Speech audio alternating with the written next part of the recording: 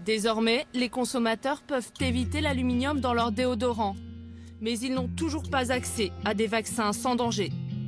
Ces vaccins existaient pourtant, les laboratoires Pasteur les avaient inventés. Mais curieusement, ils ont été supprimés. 1952, c'est l'année de la première vaccination contre la poliomyélite, une maladie qui fait des ravages dans la population française. À la fin des années 50, pour la polio, comme pour la diphtérie ou le tétanos, les médecins ont le choix entre les vaccins à l'aluminium et les vaccins IPAD. Dans les IPAD, l'aluminium est remplacé par le phosphate de calcium, un composant inoffensif pour le corps humain. C'est un ancien scientifique de Pasteur, le professeur Edgar Eliveld, qui a inventé ce vaccin au phosphate de calcium. C'est un constituant naturel du corps humain. Donc tout le monde l'a dans les os, sous une forme ou autre. Donc c'est pas toxique, c'est bien supporté et c'était donc de qualité supérieure que, pour moi, de l'aluminium. À partir des années 70, l'Institut Pasteur décide de produire à grande échelle les vaccins IPAD sans aluminium. Mais en 1984, un événement va bouleverser l'organisation de Pasteur. Le célèbre institut fusionne avec un géant de la fabrication de vaccins, l'Institut Mérieux. Pasteur, Mérieux, désormais même combat. Les deux instituts de recherche ont décidé d'unir leurs efforts. Ils ont signé hier un accord de collaboration. Pasteur Mérieux devient, après le groupe américain Merck, le deuxième producteur mondial de vaccins. La nouvelle direction stoppe la production des vaccins inoffensifs au phosphate de calcium pour produire uniquement des vaccins à l'aluminium. Pour les chercheurs de Pasteur, cette décision est scandaleuse. D'autant que certaines études démontrent déjà que l'aluminium stimule la production d'IgE, autrement dit favorise les réactions allergiques. Dans un courrier, le professeur Léry, le patron de notre témoin, alerte le ministère de la Santé de l'époque. Cette lettre, le professeur Eliveld l'a précieusement conservée. Ce retrait du marché particulièrement dommageable, et ceci à plusieurs égards. Les publications portant sur les effets toxiques de l'aluminium sont de plus en plus nombreuses, poursuit le professeur Léry. Cet élément pousse à préférer des produits avec un autre sel minéral, comme le calcium. Le ministère de la Santé ne donnera jamais suite à ce cri d'alarme des chercheurs.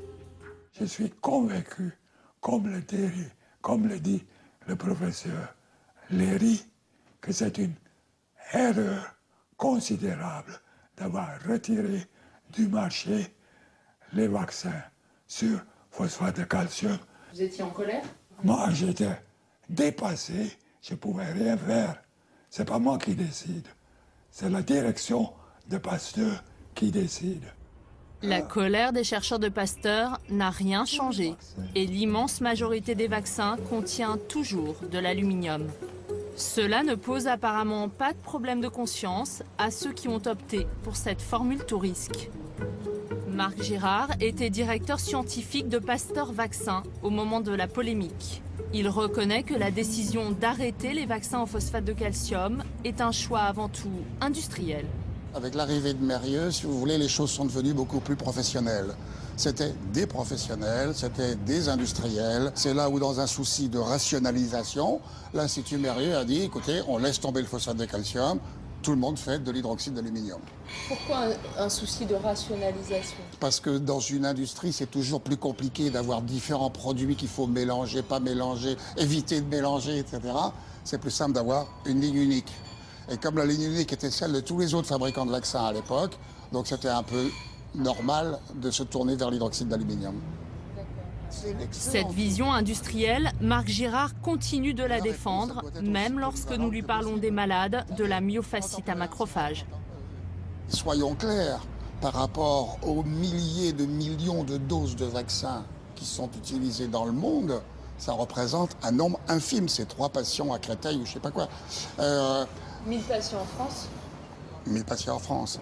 On sacrifie. Non, c'est pas qu'on les sacrifie. Je suis en train d'essayer de vous montrer que le tout n'est pas de se concentrer sur le pauvre clochard qui est malheureux, mais qu'il y a aussi le reste de la communauté. Ce pauvre clochard, ce sont des centaines de malades sacrifiés par l'industrie pharmaceutique. Marc Girard va finir par reconnaître cet excès de cynisme. C'est vrai, votre réaction est tout à fait bien. Il faudrait faire quelque chose pour ça, et c'est un problème sur lequel on ne se penche pas, c'est vrai, je le reconnais, tout à fait. Il faudrait se pencher dessus.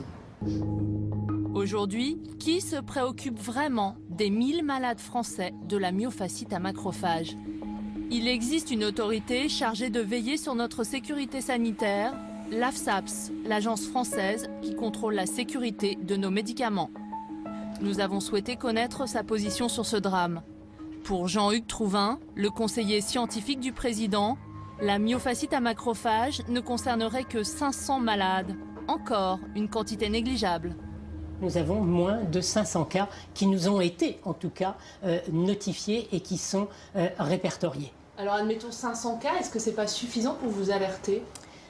Les 500 cas, encore une fois, sont aujourd'hui analysés, nous alertent, ça c'est tout à fait évident, puisque nous continuons à travailler, nous cherchons à mettre en évidence une relation possible entre le vaccin et la pathologie qui nous est déclarée. Nous avons, depuis 20 ans, 30 ans que ces vaccins existent, un excellent, ce que l'on appelle, profil de sécurité au regard de ces vaccins.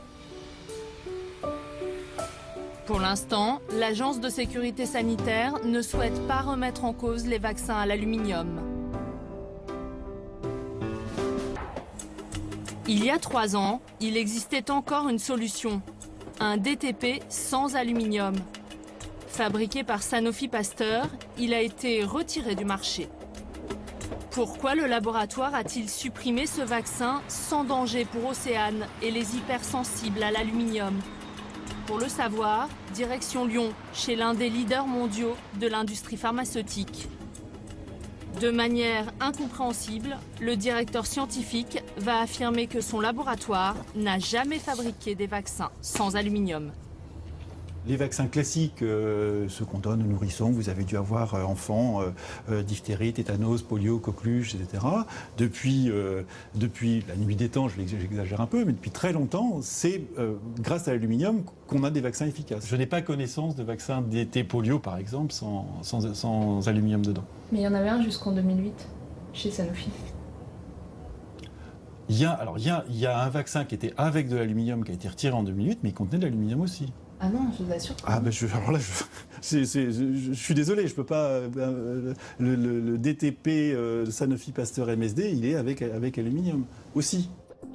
Quelques jours plus tard, nous avons reçu ce mail. Le directeur scientifique de Sanofi s'est trompé. Après vérification, je vous confirme que le vaccin DT polio ne contient pas d'aluminium. Je vous prie de bien vouloir nous excuser pour l'erreur commise. Sanofi a bien fabriqué un DTP sans aluminium, mais nous ne saurons pas pourquoi il a été supprimé.